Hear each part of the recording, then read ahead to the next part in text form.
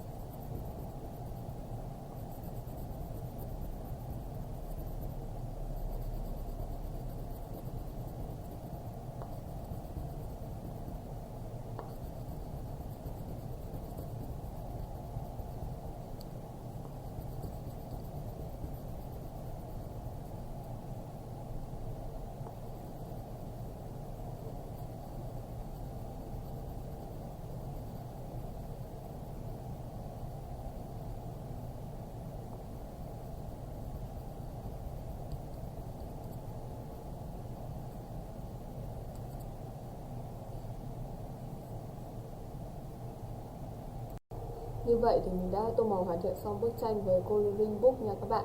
Các bạn thấy video của mình hay thì hãy đăng ký kênh và ủng hộ cho mình nha. Xin chào và hẹn mọi người ở những video tô màu tiếp theo của mình.